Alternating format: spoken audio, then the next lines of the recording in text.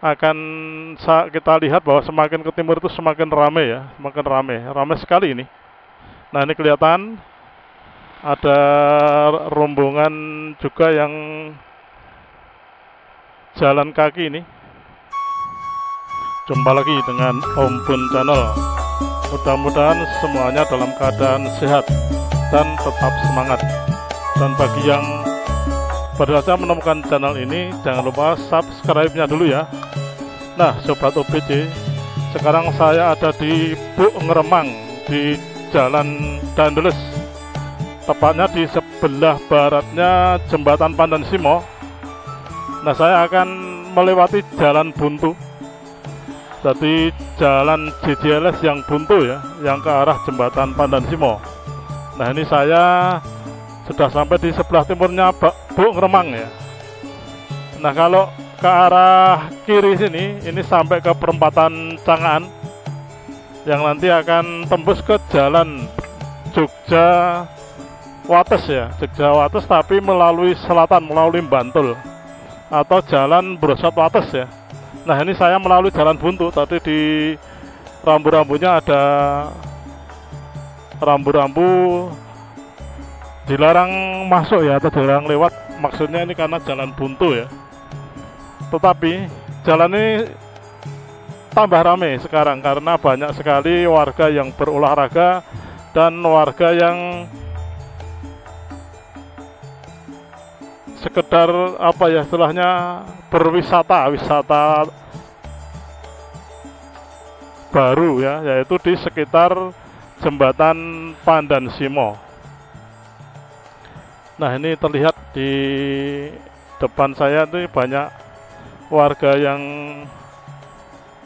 goes ya, pakai sepeda kuno maupun pakai sepeda yang baru. Kemudian banyak sekali yang olahraga. Nah ini salah satunya ada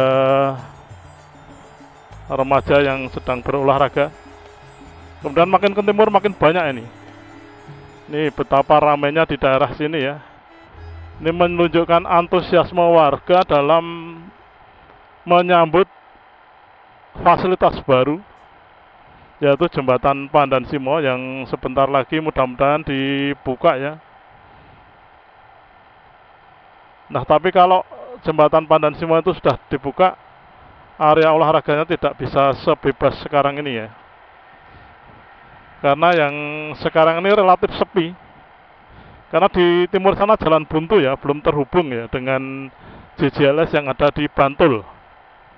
Jadi jalan ini termasuk baru, karena yang jalan yang lama itu yang Dandeles, yang tadi kalau ke kiri adalah ke Brosot ya. Nah nanti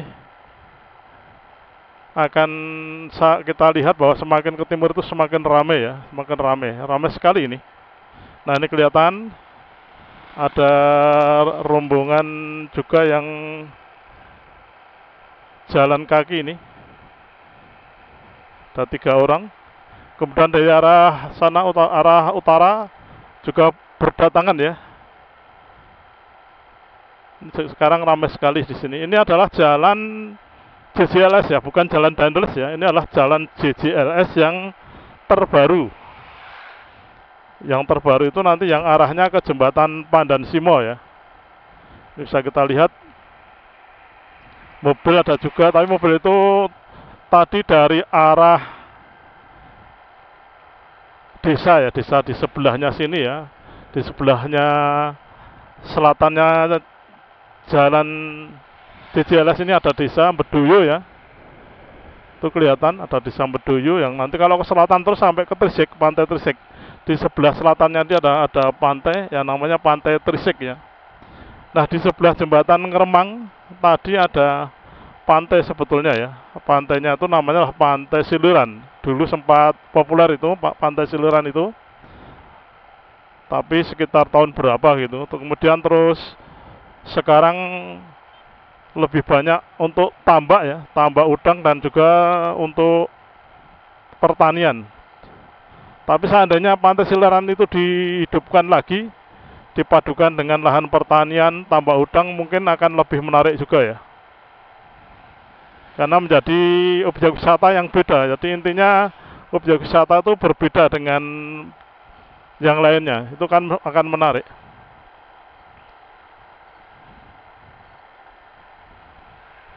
Nah, di sini banyak sekali yang mulai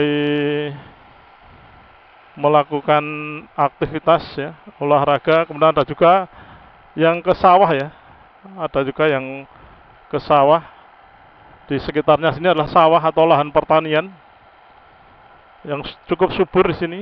Kemudian ada yang menarik, kalau di sini nanti ada burung ya, burung blekok. Nah, ini ada orang angon bebek ya. Nah, ini bebeknya ini.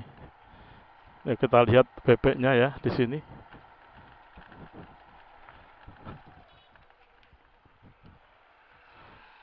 Ini bebeknya ini banyak sekali ini.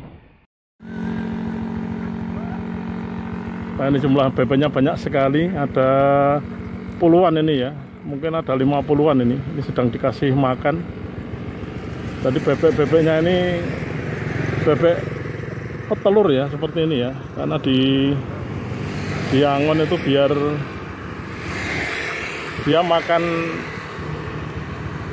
makanan alami seperti ikan, kemudian anak kodok itu ya, yang kecil-kecil itu dan sebagainya. Ini di Jalan Dandeles ya. Ini kita akan ke timur, mari. Ini Dingon ini, yang angon itu sebelah selatan itu, Pak. Oke, kita akan ke timur melihat keramaian warga. Ini ramai sekali, banyak sekali aktivitasnya ya.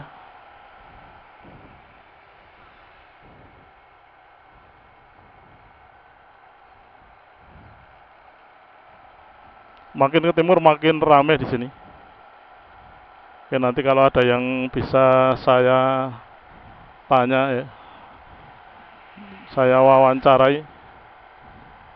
Tapi nyari dulu lokasi yang pas ya. Nah, di kiri tadi ada yang menjemur padi.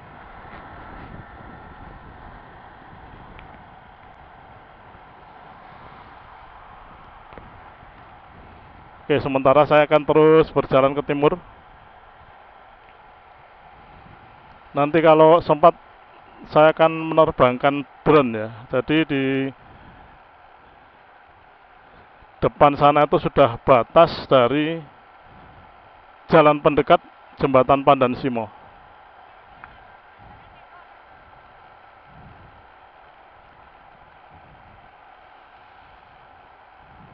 Nah, itu kelihatan puncak dari ornamen gunungan ya, udah kelihatan ya.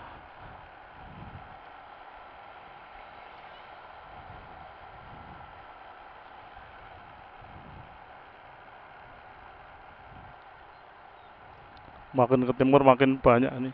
Ini adalah video jalan pendekat ke Jembatan Pandan Simo. Dilihat dengan drone ya. Jadi dari udara ini.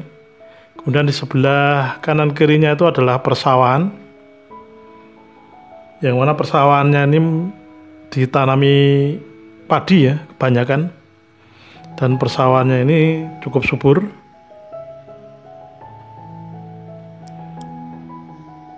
Kita perhatikan di jalan pendekat Jembatan Pandan Simo ini cukup ramai ya. Banyak kendaraan yang lewat. Kemudian juga ada yang berjalan kaki. Yang berjalan kaki itu sebetulnya ada dua kemungkinan ya. Sekedar melihat-lihat keindahan dari Jembatan Pandan Simo. Kemudian yang kedua memang berniat untuk jogging atau olahraga ya.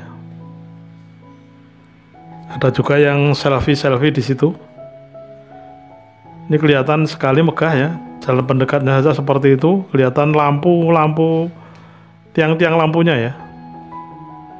Ada ornamennya di tiang itu, ada ukirannya ya. Jadi Jembatan Pandan Simo itu memang kelebihannya mengandung unsur budaya lokal. Jadi tidak hanya sekedar konstruksi secara teknik ya, yang konstruksinya memang cukup modern dan diharapkan mampu bertahan syukur bisa ratusan tahun ya, seperti jembatan Serantaan 1 yang sekarang sudah tidak ada bekasnya. Jadi ketika video ini ditayangkan, jembatan Serantaan 1 itu sudah rata dengan sungai ya. Nah, ini nampak lagi jalan pendekat ke jembatan Pandan Simo yang merupakan jembatan terpanjang ya, setidak-tidaknya di Jawa Tengah dan DIY ya, karena panjang jembatan ini 2,3 km kurang lebihnya, termasuk jalan pendekat ini. Ini adalah jalan pendekat, tuh jalan yang sebetulnya belum termasuk jembatan, tetapi menjadi satu dengan proyek pembuatan jembatan Pandan Simo. Kita lihat lingkungannya ya, ini persawahan yang subur, dan lokasi ini diperkirakan akan menjadi lokasi yang ramai karena spot-spot untuk foto dan juga pemandangannya yang indah ya. Dan di sebelah selatannya itu ada objek wisata yang potensial untuk menjadi ramai setelah nanti jembatan Pandan Simo itu diresmikan, yaitu Pantai Trisik. Ini tentu tergantung pada pengelolaan dan pengembangannya ya, karena sebetulnya strategis sekali dari jembatan Pandan Simo itu belok ke selatan sedikit. Kalau dari arah timur itu belok ke kiri sekitar 1,5 kilo sudah sampai ke lokasi Pantai Trisik. Kemudian di ujung dari jembatan Pandan Simo sisi barat atau dekat dengan jembatan Pandan Simo itu ada spot yang sangat menarik ya, yaitu bundaran ya. Bundaran bisa untuk putar balik dan sebagainya. Kemudian juga jembatan ini nampak menarik karena dibagi menjadi 4 jalur ya.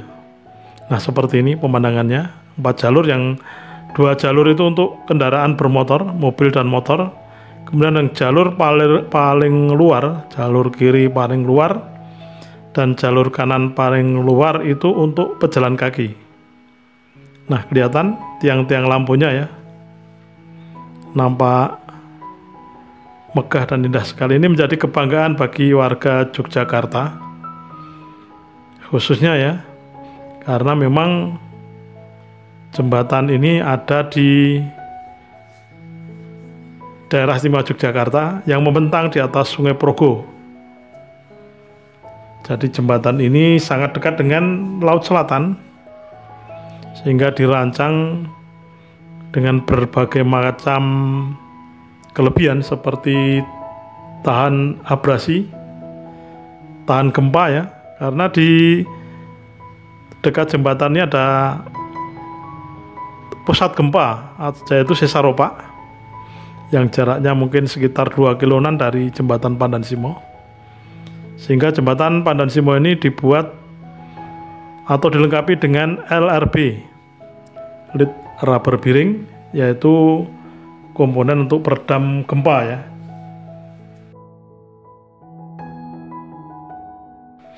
Nah, di jembatan Pandan Simo ini juga menggunakan mortar foam. Yang mortar foam itu semacam adonan dari semen dan mortar busa, sehingga diharapkan lebih ringan dan lebih kuat. Oke, Sobat UPC, sampai di sini dulu. Mudah-mudahan video saya ini bermanfaat. Jika ada informasi yang kurang bisa dilengkapi di kolom komentar. Terima kasih. Jangan lupa komen, like, dan subscribe-nya.